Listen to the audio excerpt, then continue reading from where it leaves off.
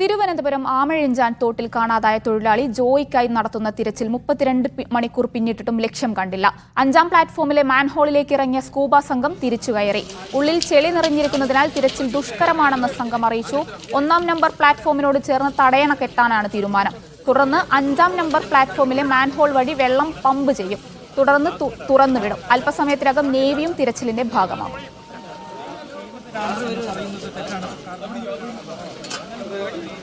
സ്വാന്തന സാജു കൂടുതൽ വിവരങ്ങൾ നൽകും. സ്വാന്തന, ഏത് തരത്തിലാണ് ഇപ്പോൾ പ്രവർത്തനങ്ങൾ പുരോഗമിക്കുന്നത്? നാവികസേന സംഘം 6:30 എത്തുമെന്നായിരുന്നല്ലോ നേരത്തെ അറിയിച്ചിരുന്നത്. ഇപ്പോൾ അവിടെ എന്താണ് നടക്കുന്നത്? ഷഹാന, ഞാനിപ്പോൾ നിൽക്കുന്നത് ഈ 5ാം നമ്പർ പ്ലാറ്റ്ഫോമിനരികിലായുള്ള മാൻഹോളിലാണ്. നേരത്തെ അവസാനമായി തിരച്ചിൽ നടന്ന ഭാഗം ഇതാണ്. ഇവിടെയാണ് ഈ ഏറ്റവും അവസാനമായി ഈ സ്കൂബ ഡൈവിംഗ് ടീം ഇതിനുള്ളിൽ ഇറങ്ങിയാണ് ഈ തിരച്ചിൽ നടത്തിയത്. അപ്പോൾ ഇതിനുള്ളിലേക്ക് തിരയാൻ കയറിയ സമയത്ത് അവർ പറഞ്ഞ ഒരു കാര്യമുണ്ടായിരുന്നു.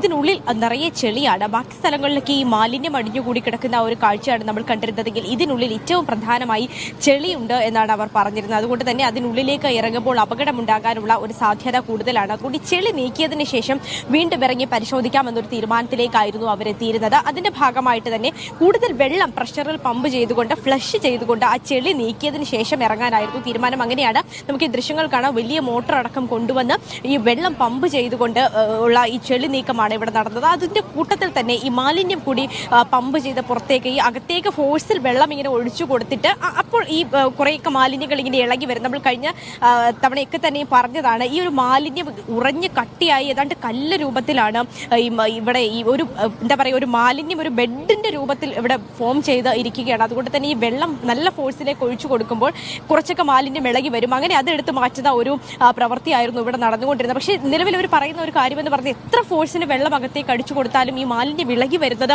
വളരെ കുറച്ച് മാലിന്യം മാത്രമാണ് ഇളകി വരുന്നത്. അതും തന്നെ ഈ ഉള്ളിലേക്ക് ആളുകൾ ഇറങ്ങിപ്പോയി അത് പുറത്തേക്ക് തള്ളിവിടണം. നമ്മൾ കുറച്ച് മുമ്പൊക്കെ ദൃശ്യങ്ങൾ കണ്ട ആളുകൾക്കാണെങ്കിൽ മനസ്സിലാകും ഇവിടെ ഇപ്പോഴും കമ്പൊക്കെ തന്നെ കിടപ്പുണ്ട്. ഈ അകത്തു നിന്ന് ഈ വെള്ളം ഒഴിച്ചു വിടുമ്പോൾ ഇറങ്ങി വരുന്ന മാലിന്യം തള്ളി പുറത്തേക്ക്, അതായത് ഈ ഔട്ടർ ഭാഗത്തേക്ക് ഇറക്കി വിടുന്ന ഒരു രീതിയായിരുന്നു ഇവിടെ പരീക്ഷിച്ചിരുന്നത്. പക്ഷേ അത് തീർത്തും തന്നെ പരാജയമായിരുന്നു. കാരണം വളരെ കുറച്ച് മാലിന്യം മാത്രമാണ് ആ സമയത്ത് ഇറങ്ങി വന്നിരുന്നത്. അതുകൊണ്ട് തന്നെ ആ ഒരു പ്രവൃത്തി ഇപ്പോൾ ഇവിടെ അവസാനിപ്പിച്ചിരിക്കുകയാണ്.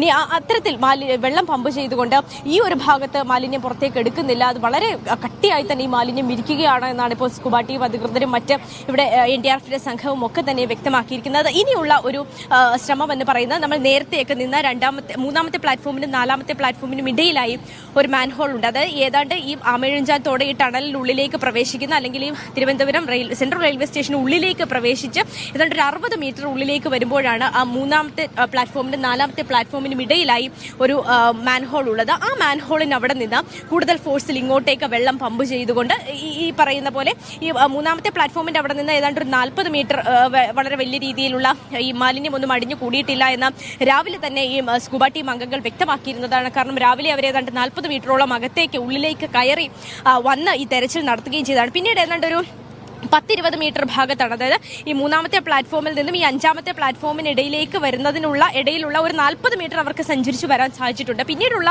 ഒരു 10-20 മീറ്ററിലാണ് ഇത്തരത്തിൽ മാലിന്യം വളരെ കട്ടിയായി തന്നെ അടിഞ്ഞുകൂടിയിരിക്കുന്നത്. അപ്പോൾ അങ്ങോട്ടേക്ക് ഈ 3ാമത്തെ പ്ലാറ്റ്ഫോമിന്റെ അവിടെ നിന്ന് ശക്തമായി വെള്ളം ഫ്ലഷ് ചെയ്തുകൊണ്ട് ഈ മാലിന്യം പുറത്തേക്ക് കൊണ്ടുവരാൻ കഴിയുമോ എന്നുള്ള ശ്രമം ഒക്കെ തന്നെയാണ് ഇപ്പോൾ നടത്തിക്കൊണ്ടിരിക്കുന്നത്. അത് മാത്രവുമല്ല, തടയണ കെട്ടി വെള്ളം ഇങ്ങനെ കെട്ടി നിർത്തിയതിനു ശേഷം അത് ശക്തമായി തുറന്നു വിടുമ്പോൾ കൂടുതൽ ഫോഴ്സോടുകൂടി ഈ വേസ്റ്റ് എല്ലാം ഈ ഉള്ളിൽ കെട്ടി നിൽക്കുന്ന മാലിന്യം എല്ലാം പുറത്തേക്ക് പോകും. അങ്ങനെ ഒരു ശ്രമം നടത്തുന്നുണ്ട്. അങ്ങനെ പല തരത്തിലുള്ള ശ്രമങ്ങളാണ് ഇവിടെ നടത്തിക്കൊണ്ടിരിക്കുന്നത്. പക്ഷേ നമ്മളിപ്പോൾ അവസാനമായി ഈ വെള്ളം ഫ്ലഷ് ചെയ്തുകൊണ്ട് ഈ മാലിന്യം പുറത്തേക്ക് കൊണ്ടുവരാനുള്ള ശ്രമവും ഇവിടെ പരാജയപ്പെട്ടിരിക്കുകയാണ്. അത് മാത്രമല്ല ഷഹാന, നമുക്ക് കാണാം നല്ല ഇരുട്ടായി ഇവിടെ. അതുകൊണ്ട് തന്നെ ഇനി ഉള്ളിലേക്ക് കയറിയുള്ള പരിശോധന ഒന്നും തന്നെ നടക്കുകയില്ല. ഇന്നലെയും അത്തരത്തിൽ തന്നെയായിരുന്നു. ഏതാണ്ട് 6:30 ശേഷം ഈ സ്കൂബ ടീം അംഗങ്ങൾക്ക് ഇതിനുള്ളിലേക്ക് പോയി പരിശോധന നടത്തുവാൻ സാധിക്കില്ല.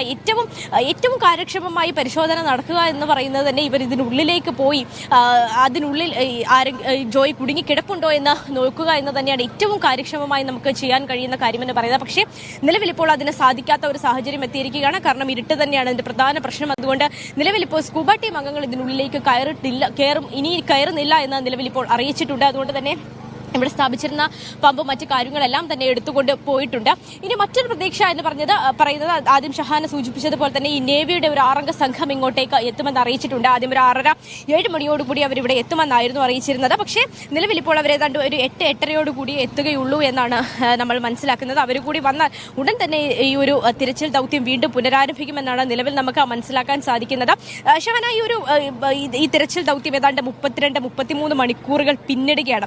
അപ്പം ഈ സംഭവം ഉണ്ടാകുന്ന സമയം മുതൽ ഇവിടെ ഉണ്ടായിരുന്ന ഒരാളെന്ന നിലയ്ക്ക് എനിക്ക് പ്രധാനമായി ഇവിടെ നിന്ന് പറയാനുള്ളത് അല്ലെങ്കിൽ പങ്കുവെക്കാനുള്ളത്, ഇവിടെ എന്തെങ്കിലും ഒരു സംവിധാനത്തിന്റെ അപര്യാപ്തത കൊണ്ടാണ് ഇത്തരത്തിൽ ഈ രക്ഷാപ്രവർത്തനം ഒരു 33 മണിക്കൂറിലേക്ക് നീണ്ടുപോയത് എന്ന് ഞാൻ ഒരിക്കലും കരുതുന്നില്ല. ഷഹാന, അതിനപ്പുറത്തേക്ക് ഇതിൻ്റെ ഉള്ള ഒരു പ്രധാനപ്പെട്ട കാര്യം എന്ന് പറയുന്നത് ഈ ദുരന്തം വിതച്ച ഈ ഒരു മാലിന്യം തന്നെയാണ് ഇപ്പോഴും ദുരന്തമായി രക്ഷാപ്രവർത്തനത്തിനും തടകെട്ടി അതിന് മുന്നിൽ നിൽക്കുന്നത് എന്ന് തന്നെയാണ്. ഇന്നലെ രാവിലെ 11 മണിക്ക് കാണാതായതാണ് ജോയിയെ. ഇപ്പോൾ 30 മണിക്കൂർ പിന്നിട്ടിട്ടും ജോയിയെ കണ്ടെത്താനാവാത്തത് അവിടെ രക്ഷാപ്രവർത്തനത്തിന്റെ രീതിയിലുള്ള പാളിച്ചയൊന്നുമല്ല, പക്ഷേ അവിടെ കൂടിക്കിടക്കുന്ന മാലിന്യ കൂമ്പാരം തന്നെയാണ്. ഇപ്പോൾ നമുക്കറിയാം റെയിൽവേയും കോർപ്പറേഷനും തമ്മിൽ പഴിചാരി മുന്നോട്ട് പോവുകയും ചെയ്യുന്നുണ്ട്. ഇത്തരത്തിൽ ഈ മാലിന്യം നീക്കൽ ഇനിയിപ്പോൾ ഈ രാത്രി വൈകിയിരിക്കുന്നു. മാലിന്യം നീക്കുന്ന ഈ പ്രോസസ്സ് തുടരുമോ? കാരണം ഇനി സ്കൂബ അംഗങ്ങൾക്ക് ഇറങ്ങാൻ സാധിക്കില്ല. നാവികസേനാംഗങ്ങൾ വന്നു കഴിഞ്ഞാൽ ഈ രാത്രി വൈകിയത് കൊണ്ട് തന്നെ അവരുടെ പ്രവർത്തന രീതി എങ്ങനെയായിരിക്കും എന്നുള്ളതിനെ പറ്റി എന്തെങ്കിലും സൂചനയുണ്ടോ? ഷഹാന, ഏറ്റവും പ്രധാനമായി മാലിന്യം പൂർണ്ണമായും തന്നെ മാറ്റിയാലേ ഇതിനകത്ത് തിരച്ചിൽ നടത്തുവാൻ സാധിക്കുകയുള്ളൂ എന്നതാണ് ഒരു ഏറ്റവും അടിസ്ഥാനപരമായി നമുക്ക് പറയാൻ കഴിയുന്ന ഒരു കാര്യമെന്ന് പറയുന്നത്. കാരണം അത്രത്തോളം മാലിന്യം ഇതിനകത്ത് കുന്നുകൂടി കിടക്കുകയാണ്. ഈ ഏറ്റവും അടിയിലായി കുറച്ച് ഭാഗത്തുകൂടി മാത്രമാണ് ഈ വെള്ളം ഒഴുകുന്നത്. അതിന് താഴെ ചെളിയാണ്. ഈ വെള്ളത്തിന് താഴെ ഏറ്റവും അടിയിലായി ചെളിയാണ്. അതിന് മുകളിൽ ഭാഗത്ത് കുറച്ച് ഭാഗത്തുകൂടി വെള്ളം ഒഴുകുന്നു. അതിന് മുകളിലായി വലിയ വലിയ കല്ല്, എന്താ പറയുക, ഒരു കോൺക്രീറ്റ് പോലെ വലിയ കോൺക്രീറ്റ് കഷ്ണങ്ങൾ പോലെ ഈ പ്ലാസ്റ്റിക് മാലിന്യങ്ങൾ അടിഞ്ഞുകൂടി അത് പാറ കഷ്ണം പോലെ ആയിരിക്കുന്ന ഒരവസ്ഥയാണുള്ളത് എന്നാണ്. ഇതിനകത്തേക്ക് ഓരോ തവണ ഈ സ്കൂബ ഡൈവിംഗ് അംഗങ്ങൾ ഇറങ്ങി പോയിട്ട് തിരിച്ച് കയറി വരുമ്പോൾ നമ്മൾ അവരോട് ചോദിക്കും എന്താണ് അതിൻ്റെ അകത്തെ അവസ്ഥ എന്ന് ചോദിക്കുമ്പോഴൊക്കെ അവർ പറയുന്നത് പോകാൻ പറ്റില്ല, അതിനകത്ത് അത്രത്തോളം മാലിന്യം കുന്നുകൂടി കിടക്കുകയാണ്. ഒരു തരത്തിലും അതിനകത്തേക്ക് കയറാൻ പോയിട്ട് അതിനകത്ത് എഴിഞ്ഞു പോലും പോയി നോക്കാൻ കഴിയുന്ന ഒരു സാഹചര്യമില്ല. അത്രത്തോളം മാലിന്യം കുന്നുകൂടി കിടക്കുകയാണ് എന്നാണ് അവർ പറയുന്നത്. അപ്പോൾ ഷഹാന, നമ്മൾ മനസ്സിലാക്കേണ്ട ഒരു കാര്യമെന്ന് പറയുന്നത് സംവിധാനങ്ങളുടെ അപര്യാപ്തതയല്ല. കാരണം ഈ ഒരു അപകടം ഉണ്ടാകുന്നത് ഇന്നലെ 11 മണിയോട് കൂടിയാണ്. അപ്പോൾ തന്നെ ഏതാണ്ട് ഒരു 10 മിനിറ്റിനകത്ത് ഫയർഫോഴ്സ് സംഘം ഇവിടെ എത്തി. പിന്നാലെ തന്നെ ഫയർഫോഴ്സിന്റെ തന്നെ സ്കൂബ ഡൈവിംഗ് ടീം ഇവിടെ എത്തി. അതിന് പിന്നാലെ രാത്രിയോടുകൂടി തന്നെ നമ്മൾ കണ്ടതാണ് റോബോട്ടിക് സംവിധാനമടക്കം തിരച്ചിലിനായി കൊണ്ടുവന്നു. ഇന്നലെ രാത്രിയോടുകൂടി തന്നെയാണ് NDRF സംഘം എത്തിയത്. അവർ ഇന്ന് രാവിലെയോടുകൂടി തന്നെ ഈ രക്ഷാപ്രവർത്തനത്തിനായി അല്ലെങ്കിൽ തിരച്ചിൽ പ്രവർത്തനത്തിനായി ഇറങ്ങി.